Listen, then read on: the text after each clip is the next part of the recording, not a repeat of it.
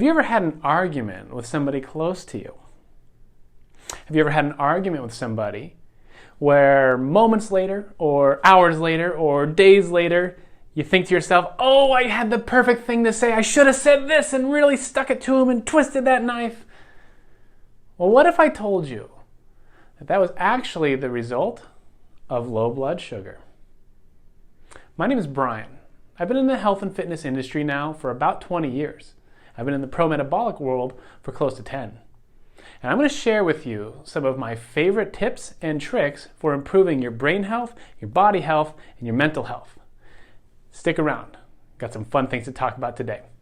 So first off, low blood sugar has a tremendous impact on your brain. So your brain is the most glucose-hungry organ you have. More energy that you consume goes to your brain than any other organ in your body. So here you have this 2.5-pound mass of jelly. Some are bigger than others, of course. And yet it consumes about 25 to 30% of your total caloric intake. So of all the foods you eat, the bulk of it goes to your brain. So when your brain is deprived of blood sugar, weird things start to happen. And one of those weird things is you become a more irrational person. Okay? And you might be saying, well, no, I'm a very rational person, Brian. Bear with me. I assure you, if we get your blood sugar low enough, you won't be. Your brain operates with a very specific feeding pattern. So what that means is of the blood supply going to the brain, of the oxygen, of the glucose that's coming in and your brain is using, the areas of your brain that get access to that fuel first are areas involved with survival and emotion. Areas involved with heart rate, blood pressure regulation, breathing, digestion, posture, movement. Those are areas that get fuel first. Following that, you get the fear, the stress, the emotional sides of the brain. And then after that, if there's anything left over, then you get blood flow with fuel going to the areas of the brain involved with logic and reason. So this is your frontal lobe. This is your prefrontal cortex. These are areas of the brain involved with making decisions about your future, thinking about your attention and staying on task. These are areas of the brain that are not very active when your blood sugar is low. In fact, these are areas of the brain that are generally not very active when you're under stress. And so when your blood sugar is low, you're more likely to experience a stress response. I use air quotes here because stress in this case is simply a demand for resources. But when your blood sugar is low, in order to make sure you have enough blood sugar to deal with the demands placed upon you, your body will shunt blood flow away from your logic and reason centers. So when it comes to the research on domestic violence and blood sugar, there is a frighteningly high amount of correlation between domestic violence, two spouses hurting each other, two domestic partners hurting each other violently, and low blood sugar. And so what shows up in the research is that low blood sugar occurs in either one or both parties at the time of domestic violence. You're more likely to have an argument with somebody close to you when your blood sugar is low. Now here's the other thing that's really interesting about low blood sugar. A greater predictor of prison sentencing, meaning the duration of the sentencing somebody receives for a crime, is actually more positively correlated with low blood sugar than anything else. More so than the crime, more so than skin color, more so than age, sex, whatever. The most strongly correlated aspect of what determines prison sentence is actually blood sugar. And it's not the blood sugar of the criminal, mind you. It's the blood sugar of the judge. So here's an interesting little statistic for you.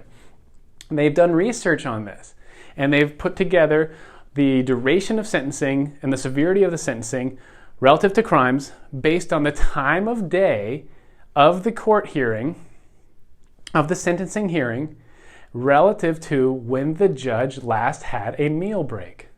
And what they found was that closer to breakfast and just before lunch had very differing amounts of severity for crimes. So just after breakfast, blood sugar is a lot higher. The judge going through his morning, reading off sentencing after sentencing after sentencing, getting closer to lunchtime, his blood sugar is a lot lower. And what they found was that the sentencing prior to lunch was more severe on average across multiple domains than simply a matter of crime or age or sex or whatever. So what they found was that blood sugar affects the judge's discernment in whether or not he's going to be lenient in the sentencing or not. And what they found is after lunch, blood sugar's back up, sentencing becomes less severe. So if you really want to commit a crime for whatever reason, you better hope that you don't get caught. And if you do get caught, you better hope that the judge has just had lunch or just had breakfast before they sentence you. Okay? So what do you do with this information? It's pretty fancy, pretty cool. What do I do with it? So here's the thing I want you to think about. Like we were talking about with the ability of the brain to think logically, to think reasonably, in an absence of fuel, you won't do that. So the first thing you can do, the number one thing you can do is make sure you don't go a long period of time without eating. The longer you go without eating, or the lower your caloric intake, or if you're fasting, or if you have some other demand on resources in your system, your frontal lobe will receive less blood flow. When it receives less blood flow, it will receive less fuel, less oxygen, less glucose, and that means less activation. It means you can't use your frontal lobe and your prefrontal cortex as well, so you're not going to be able to think logically and reasonably. So, number one thing to prevent all of these issues from happening, make sure you don't go a long time without eating. So let's say you are eating. What are some other things you can do? Well, there are some supplements that can actually help to improve blood flow to the brain. One of those, and in this case, we're going to look at it from a vasodilation standpoint, one of those supplements is actually B1, which is thiamine. It's a very simple, over-the-counter, readily available vitamin. Vitamin B1 helps to increase your capacity for utilizing glucose. When you use glucose better, you'll make more CO2, which is a vasodilator. CO2 will open up the blood flow to your brain. So when you have better glucose usage, you create more CO2, you get more blood flow shuttled through your body. Your brain will be very thankful that you have enough B1.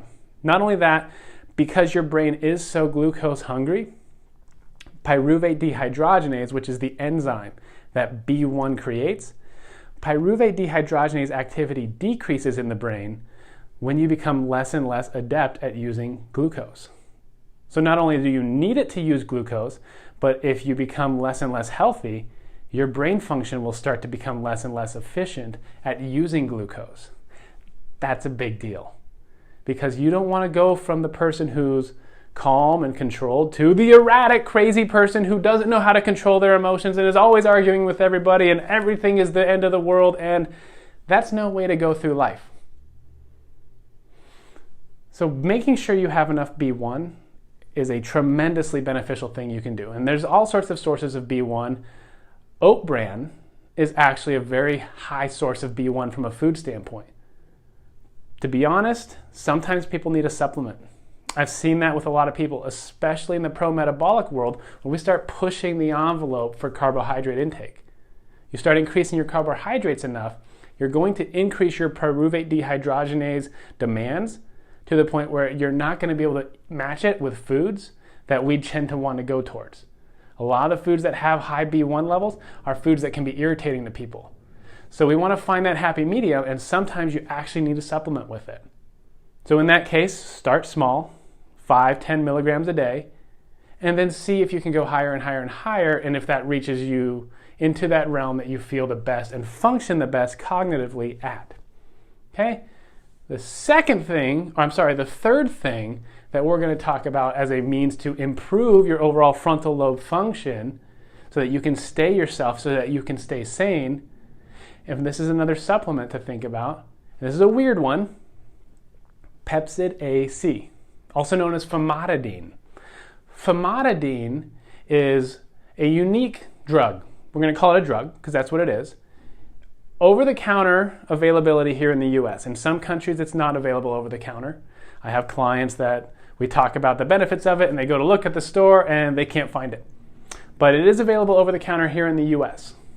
What famotidine does, and what it's primarily marketed as, is a heartburn medication.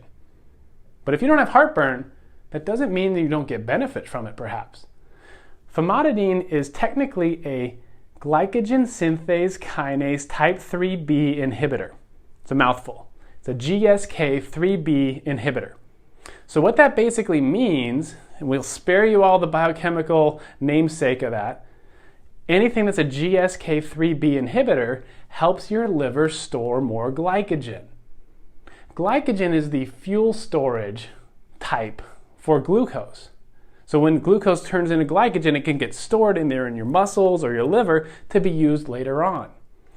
And as we increase your liver's ability to store more glycogen, your ability to have more fuel on demand when necessary to get you through a stressful event goes up. So that means that if you do, for whatever reason, miss a meal, your ability to store glycogen in the liver goes up. You can survive longer with more glycogen in the liver than with less. And you can stay more sane and logical and reasonable with more glycogen in the liver than less. So Pepsid AC can actually have a very positive effect on improving liver glycogen. Now, it is a medication, and I'm not a doctor, so don't take my advice for it. Talk to your doctor first. But the research on famotidine as a compound shows that it has some very interesting benefits in the realm of brain health. I hope you enjoyed this video. Stick around. I'm going to make a lot more of these. If you like what you're seeing, go ahead and subscribe. I'll see you soon.